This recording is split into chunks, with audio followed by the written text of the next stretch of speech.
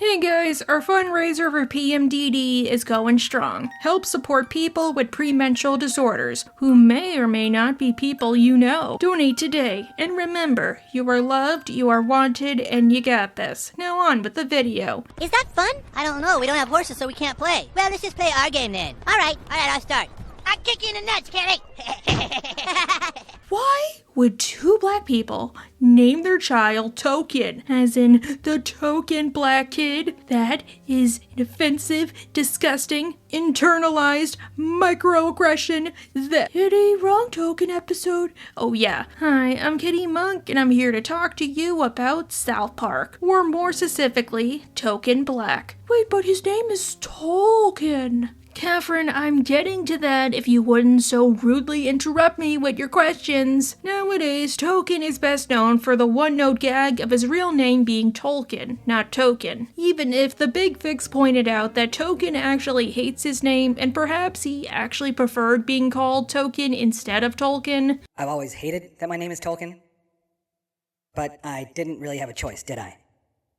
So, please, whatever you do, just don't draw any more attention to my name. Plus, everybody overly pronounces it as Tolkien, and honestly, coming from experience, it sucks when they try to be all formal with you, like nice, like I get it, but like, you could just call me the one name, you aren't offending me. I guess maybe he didn't care until Stan pointed out the racist connotations of his name, but there have been times when Token was used for more than that. Perhaps my favorite Token episode, outside of With Apologies to Jesse Jackson, is Here Comes the Neighborhood, where Token realizes that it sucks being the richest kid in South Park, thereby meaning like upper middle class, not a million billion trillionaire, on top of also being the only minority student until the newer seasons. As we know from Jimmy and Timmy, the kids are oddly accepting, unless you're Jewish or ginger or a daywalker like Kyle. Really, it was only like the later seasons, when they started to do current events like George Zimmerman, that Cartman actually did become like super obsessed with Token being black. Really, early on it was a whole big thing. I'm sorry, it's just, I'm going off on a tangent, I'm so sorry. Anyhow, why did I choose this episode? Honestly, no reason in particular. I just needed a few quick videos for my big Vegas trip for Level Up Expo, which is part of why this month was mostly me reviewing episodes, because episode scripts are easier to write than full-on character scripts. I hope to see you there, and remember, I am signing Prince on Streamily. So, let's discuss. The episode opens up at South Park Elementary, where the students are presenting their science projects to Diane, as I'm not allowed to say her real name even though I so want to. OMG, Diane is their teacher and not Mr. Garrison. This is a season 5 or 6 episode. Well, to be specific, yes, it is season 5. It's like the 3rd to 2nd last episode. Splitting hairs. Butters presents his findings via a volcano. You're into the volcano, and... Whoop, Haley! I got a fire! Show us your head! Ah, it's all gooey. Oh, like that one episode. A volcano! But I never got to do that because my school preemptively realized everybody and their mother was gonna do that to avoid having to do actual work. Like, whenever we had science fairs, they would always put at the bottom of the packet in bold letters, no volcanoes or solar system models, even if the theme that year wasn't related to either or. Or when we had the history fair and we had to make a 3D model of something like the White House, we couldn't use Legos for the same reason. Butters has an okay project, but unfortunately, it only gets a check. Diane works on that system. A check is probably like a C or a B, but with how strict she is, I'm guessing a C. Oh, thank you. I got a check. That's like a C. Okay, then yeah, it's a C. A check minus is an F, and a check plus is an A. So like, no B or D. Cartman does his project, and because he didn't really put anything together until the last minute, he gets a check minus. A pencil taped to a pen. In this way, we see the duality of writing devices that occur in nature. You just put that thing together just now. Cartman, you should have used an orange. That way you could have jammed your thumb into the future. OMG, I hated that episode of iCarly even as a kid. Then Token goes up. His project involves a laptop, a video projector, a printer, and a bunch of cool stuff to track weather patterns, which was back in the early 2000s when everybody, including us, still had a desktop, and this nets him a check plus, and impresses both Diane and the other students. I can show you the graph I made of predictable weather patterns over the next 3 months. Oh. I also printed out the results on my color printer. Cartman has some thoughts about this. Now, see, this is the fundamental flaw with the check plus check minus system. The only reason Token was able to do all that is because his family is rich. Now, while Cartman makes a good point about how Token can afford to do more because his family can afford to give him all those supplies, I have a counterpoint. What if Token just did all of that because 1, he's smarter, and 2, he actually put in the effort? Like I said, a lot of teachers don't like the volcano project because it doesn't prove anything. It's child's play. You're not discovering anything or making any sound points. Science fairs are rooted in presenting the scientific process, like making a hypothesis and all that. And you don't really do that with a volcano. Everybody knows what happens and everybody knows how to do it. Even Bob's Burgers touched on this, where the teacher made a good point even if he was a little too egotistical about it. No volcanoes.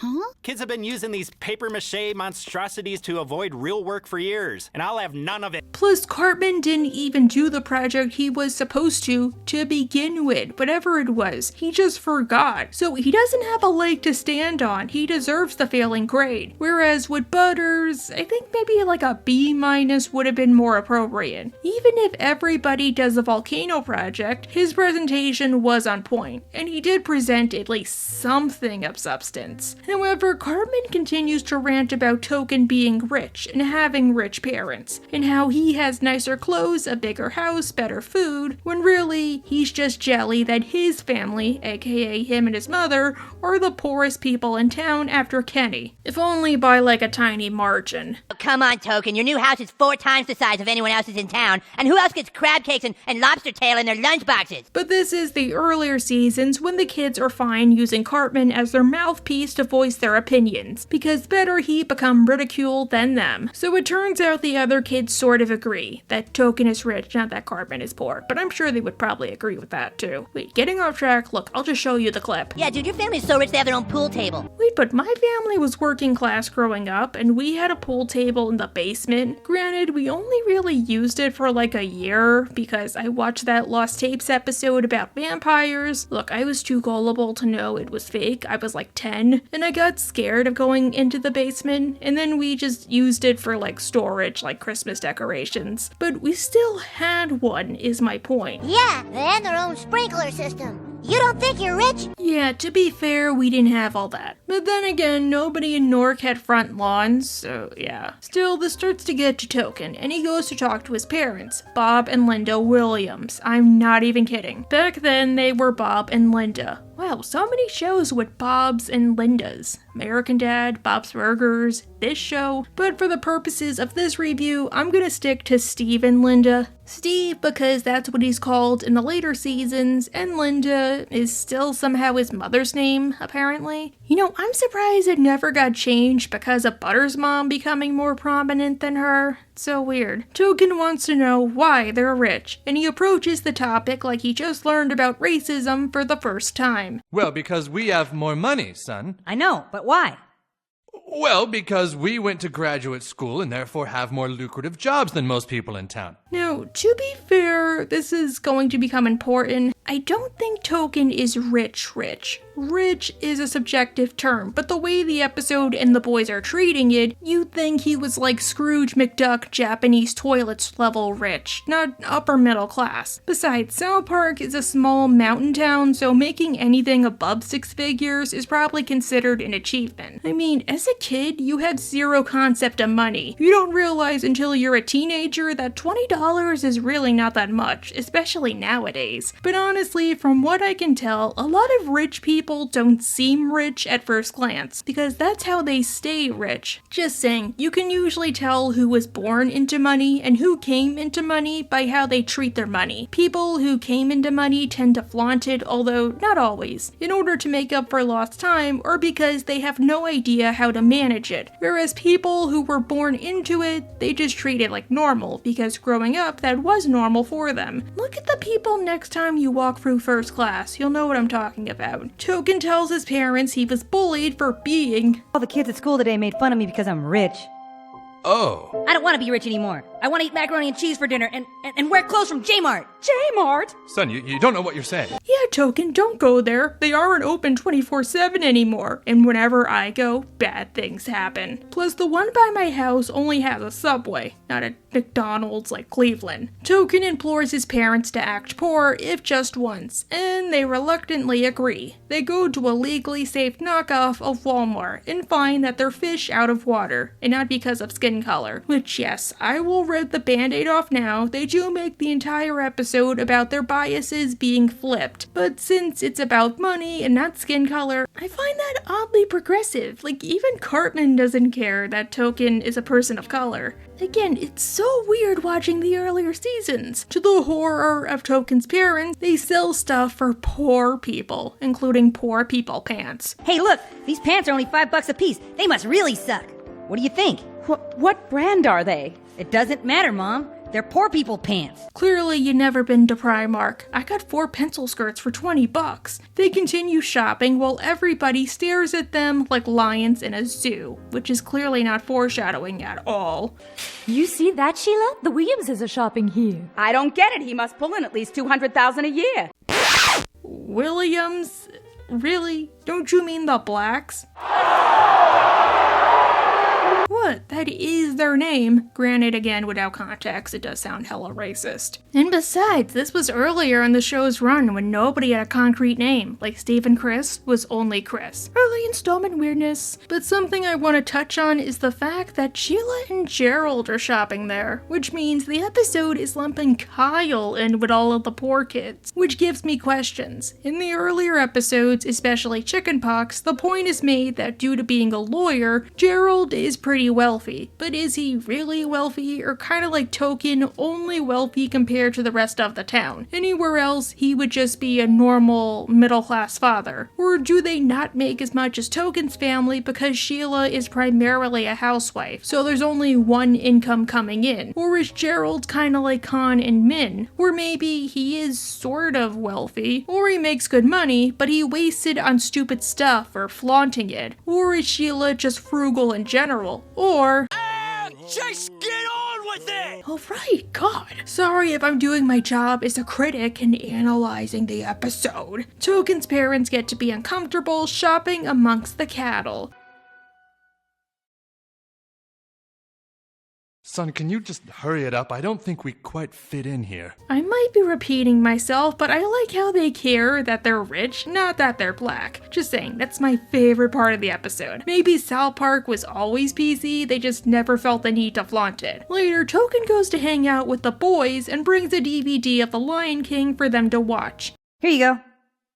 What's that? It's a DVD of The Lion King. DVD? We don't own a DVD player. Yeah, dude, nobody does. They're too expensive. Okay, that's fair. We didn't have a DVD player growing up either. I mean, we had one of those portable ones for when we did long drives, like to Myrtle Beach and stuff like that, but that was mostly to distract the little kids. It wasn't connected to a TV or anything. Instead, we had a VHS player, as in one of those mini TVs with a built-in VHS. I still have a Build-A-Bear Workshop box full of VHSs I used to watch, like so much SpongeBob and VeggieTales. Don't you have a VHS of it? I only have this. Oh, well, let me take this disc up to the Enterprise and see if Captain Kirk can decrypt it.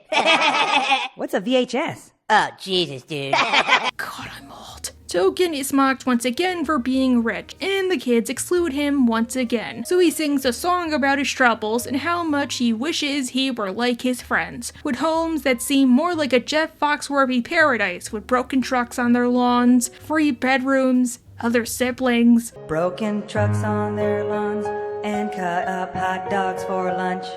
Token, I just want to say thank you for that lyric. Because of you, I eat cut up hot dogs and rice for dinner all of the time. They're the ultimate poor people food next to spaghetti. Not wanting to be excluded anymore, Token puts an ad in Forbes magazine in order to attract rich people to South Park, and even has the money for the ad. How's that for a change? That pun was bad and you should feel bad. The ad Token sends advertises South Park as like Aspen 30 years ago, whatever that means. I mean, I guess Aspen maybe without the gentrification. Only rather than attracting other upper middle class louds, Token's ad works a little too well and attracts only celebrities, the first of which being Will Smith and his family, as Will Smith wants to fulfill his dream of being a knee-slapping cowboy. We could buy hundreds of acres of land for next to nothing, and then I could finally live like a cowboy.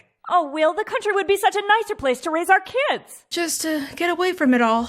For people to not have his wife's name in their mouth. Now, one thing I will say is that you can kinda guess the episode is dated by how they present Will Smith, and I'm not talking about that one thing even though I will constantly joke about it. I mean, they do pick big celebrities, but Will Smith's kids did become established in their own right, or at least he tried to with his son. Surprisingly, Will's kids are like normal kids, who here just happen to be kind of out of touch. They don't even have the same names as their real-life counterparts. I'm Frederick. This is my sister Lisa and my brother Daniel. There's no joke about them being Nepo babies or stuff like that. Oh my goodness, when the new seasons air, they should do an episode on Nepo babies. After all, what would Trey Parker say about them when he inserts his own daughter into the show, especially in the newer seasons? Plus, there's no joke about his wife, who I am not allowed to joke about because someday I want to attend the Oscars. Regardless, Will and his family are overcome with joy and decide to move to South Park, and the first person they meet is Token. Hi, welcome to the neighborhood. Well, thank you, young man. We're the Smiths. Ah, a local boy. You shall be our new playmate. Oh my goodness. Look, Token, I get that you're excited new people are living here for a change, who are like you, what with being rich and all, but they've likely driven a long way and they're probably super exhausted with the moving. Please just give them at least an hour before you pounce on them like a hungry lion. Foreshadowing, why do shows have this stuff happen outside of drama? Oh my god, King of the Hill with the Canadians, I couldn't. Token hits it off with Will Smith's kids and finds that compared to them, he's uncultured. With the way he talks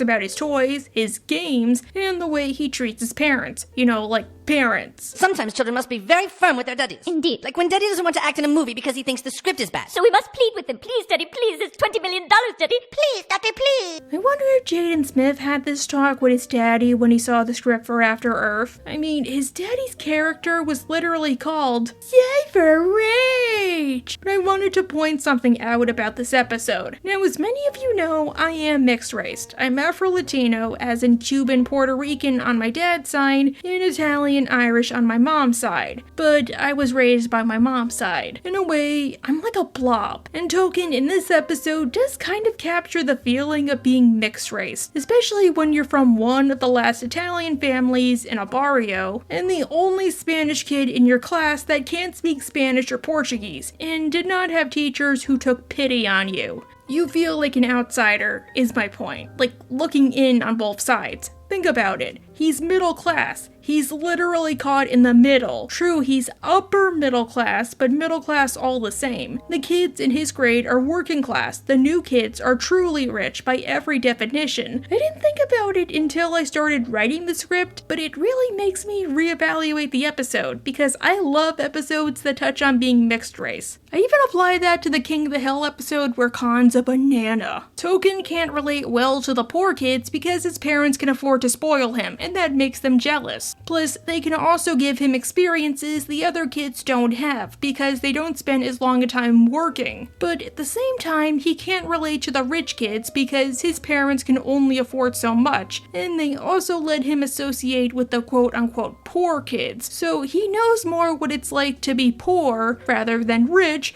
but he still can't fit in with either world. It's kind of sad, really. I think it also helps that South Park producer, Vernon Chatman, who is also the voice of Tally, is mixed race himself, and many of his experiences were used as the basis for certain episodes. For example, you know how Token acted in With Apologies to Jesse Jackson, especially when Randy thinks he's absolved of all blame by simply apologizing to Jesse Jackson, and not the entire African American community? Well, that was a combo of Vernon's feelings towards the situation, which he expressed to Trey Parker, hence this comment, which actually came from real life. Oh, I see. So I'm supposed to feel all better now. You just don't get it, Stan.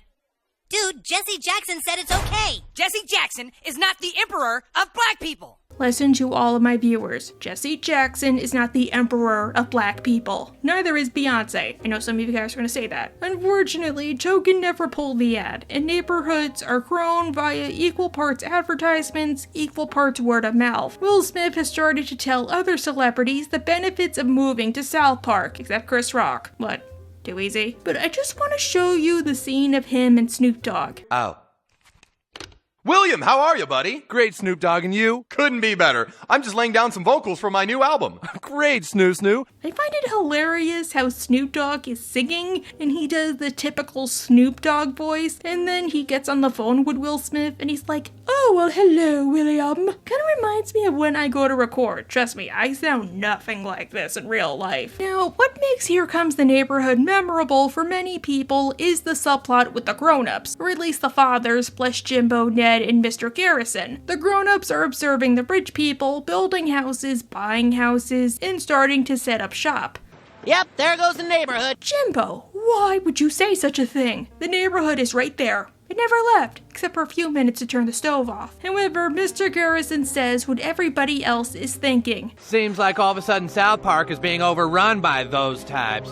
Hey, what are you saying? What types? You know, those types. Oh no, he doesn't mean... rich people. Oh god, not rich people. Still, this is probably my favorite part of the episode. Like, poor Token. He can't mate because of circumstances outside of his control. They're gonna be sending their kids to our schools and mixing them with our pure, non-rich kids. He's like a liger, or a cambion, or a mule. To express their feelings towards the situation, the townsfolk give the rich people a name, Richers. Damn, I hate them stupid Richers. Yeah, hey, rich guy.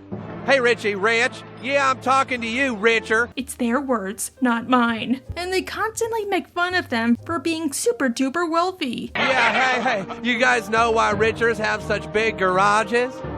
Because they need a place for all their Porsches and boats and aircraft carriers. You know, I thought at first those were just like normal movers, and I thought they were gonna make a joke about how, dude, they're like you, they're poor people, but they quote unquote sold out their own kind by allowing the mini gentrification to take place by, you know, being movers. How dare they try to earn a living? But apparently they really were rich people. I think we see them later during the bus scene. Oh boy, we're going to the zoo. We can eat jello pudding. Just saying, I was wondering, why are you guys so confused? In another part of town, we see Oprah. Wow, no wonder Minge and Gary were disappointed. I mean, Oprah moved to Colorado, aka the middle of nowhere. Imagine how much time they probably had together. But with the neighborhood expanding, this also means more families are moving there. And those families include kids, who are equally out of touch and treat Token like one of them, until they realize, oh no, he's just a hybrid, like Steven. It won't be long before they drive all of us poor, underachieving people out of town with inflated real estate costs. Oh no, we're going shopping. Shopping! Yes, come, Token. We're all going to head down to the mall and buy some of the stores. You know what? Maybe the grown-ups are kind of right about being priced out by rich people if their children are going around buying stores the same way you would buy a soda. But whereas Token takes it with cold indifference, the grown-ups are unwilling to change their way of life and kick the rich people out of their bars, including Kobe. Maybe you didn't see the sign out front. This bar is for people living below their means only. Yeah!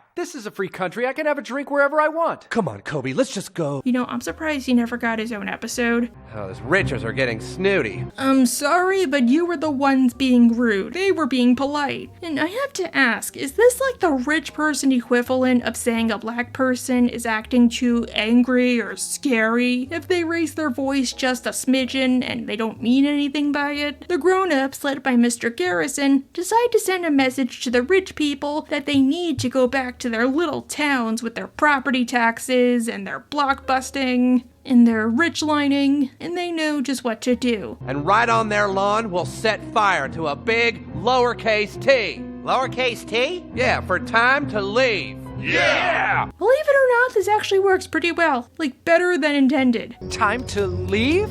T is for time to leave, Cash Chucker. Next house we'll do a capital T to show them we really mean business. Plus, it's really funny to see the group grow. Like, at first, it's just Garrison, Jimbo, Skeeter, and Ned. The other dads are just, like, observing the situation and talking smack. But then they realize, oh crap, we're gonna get priced out or replaced. And they rally together. Kinda reminds me of the bagheads from Django Unchained. I'm calling the police. Look, Kobe, no offense, but the police in this town frame wealthy black men. You're next. However, while the grown-ups are getting better, Token is getting worse. He tries to convince the rich kids to play savage games like snowball fights rather than something like polo. I don't even know how it works. Now come, Token, and remember, it doesn't matter who wins. It matters who wins 3 times in a row.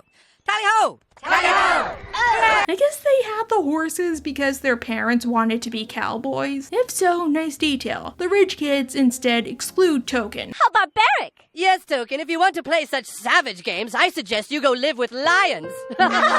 Somebody slap him, please. Maybe an actual lion should do it, in revenge for bad-mouthing his kind. Just somebody slap that kid. But no, Token takes this freaking loser's words to heart and does the only thing he can do. Remove himself from the situation completely and... The problem is, I don't fit in with them either. That's why I've come to live with you. So if you'll have me and raise me as one of your own, I promise to be the best lion I can be. Wow, dude. Aren't you afraid your parents are gonna worry where you went? You're lucky you didn't get bald. While Token loses acceptance, the rich people are on the same path. Like with Bill Cosby. Oh, this is gonna be fun, kids. We're going to the zoo. We could hit the General Bodega chocolate cake. Make a joke about Bill Cosby so badly. But I don't know any that would not be seen in a bad light. I guess, I don't know, go watch To Dream of Cosby by Uncle Al. It sucks YouTube keeps building a fence around his monetization privileges because I used to love his videos. You're gonna have to sit in the front. Yeah! Yeah, that's where the first class seating is.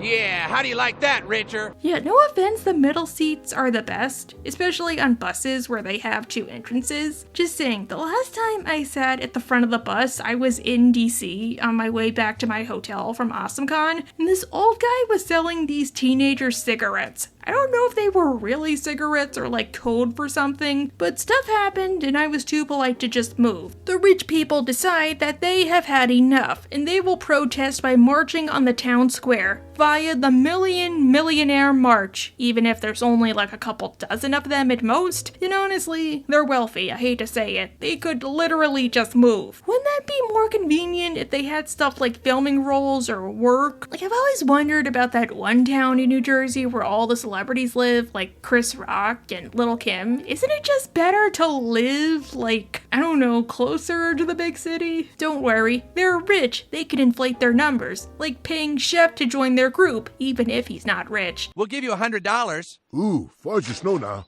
I shall persevere. We shall persevere. I find it hilarious that the other rich people are like walking normally, well, as normally as South Park can get with their characters, and Chef is just like walking on his side. Is it because he's poor?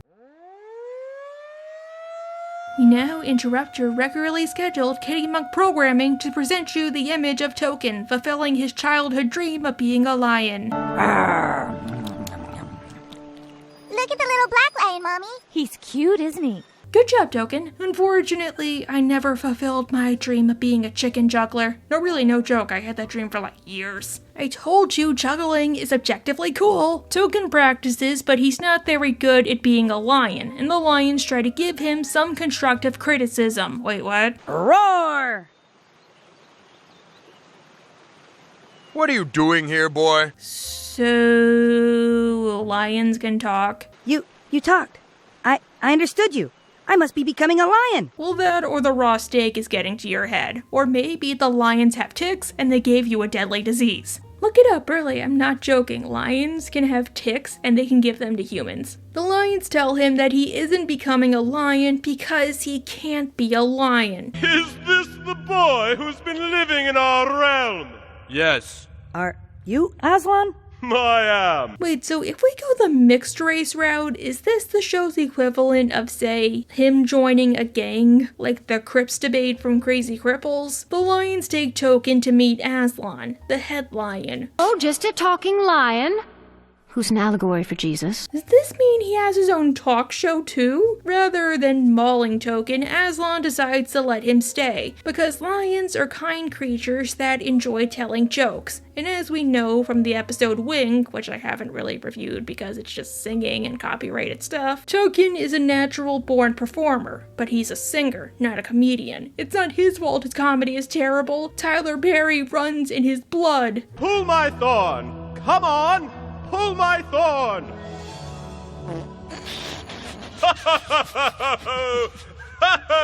Token is allowed to stay as a young lion apprentice, but unfortunately, he learns that the lions are obnoxious weirdos, who also have the power to maul him if they so choose.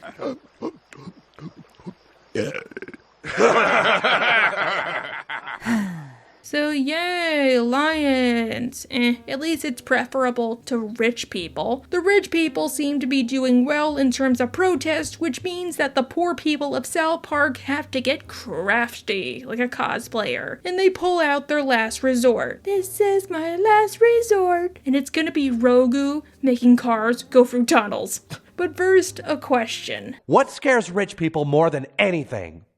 Money? The Electoral College? Why is Ohio so powerful? Apartment complexes that don't have an income requirement? Ghosts? Bingo. It's true, ghosties are quite scary, regardless of income status. With rich people, it reminds them of all of the buckaroos they buckled up over to get to the top. Everyone get some sheets from home. If we can't chase the richers out, we'll spook them out. Rich people won't want to live in South Park if they think it's haunted. Yeah! Did you not watch Beetlejuice? Especially the movie in this case, not the musical for once. They'll move quicker than you can say tax exemption, and they'll gentrify the whole town worse than it already is. The Homeowners Association will reign supreme, because imagine the gold mine. But okay, go ahead, try ghosties. I mean, we saw how it worked in Django Unchained. While we wait for you to finish your work, let's check back in on Token. Token learns that lions suck as much as rich people and poor people combined. As they have ridiculous routines they force Token to partake in, and do nothing but laugh at him. Ugh, I feel bad for Mowgli. Realizing that anything is better than lions, even being an outcast, Token decides to go home. But the lions give him one more for the road. Are you sure? Go on, try it! Ow. Jesus, lions suck. Don't worry, this is not the last of his story, but it would be pretty good if this was the ending, I wouldn't mind. But as a feline-based YouTuber who isn't a furry, I take offense to that statement. The mayor has agreed to hear out the protesters and even accept their demands. Hey! This certainly has been an enlightening evening, and as mayor, I accept your petition and will abolish all separation laws. Yeah! Wait, there were separation laws? Yeah, no offense, guys, but there were never separation laws. Just the adults acting like a-holes and telling the rich people what they could and couldn't do. Plus, at most, stuff they feared like getting priced out never actually happened. It was just paranoia. Which, admittedly, considering episodes like The City People, is way funnier. But yeah, there were no laws. Maybe she means, like, argument's sake, restaurants can't make their own rules banning people based on how much they make, or stuff like that, but the wording was so weird. Sorry, small nitpick. That South Park is not a town of prejudice or bigotry. Oh God, no. Boo!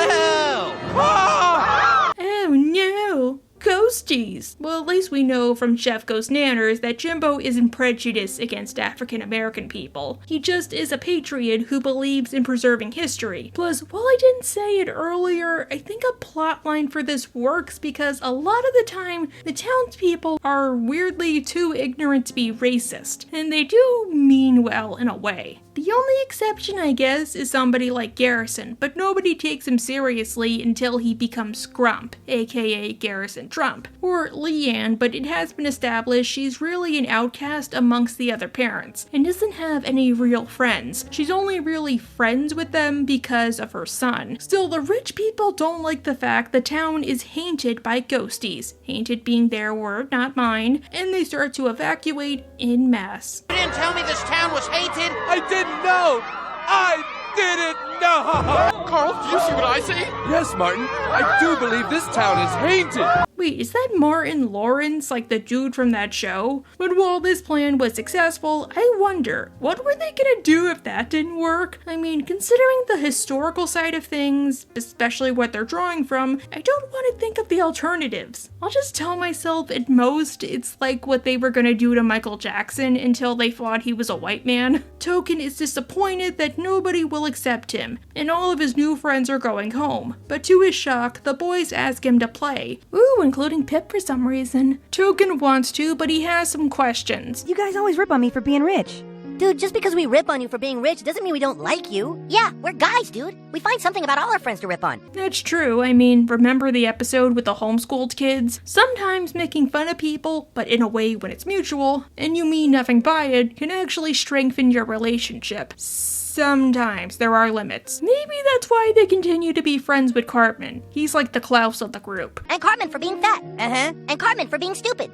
Yeah. And Cartman for having for a mom. Hey. And Cartman for being a sadistic.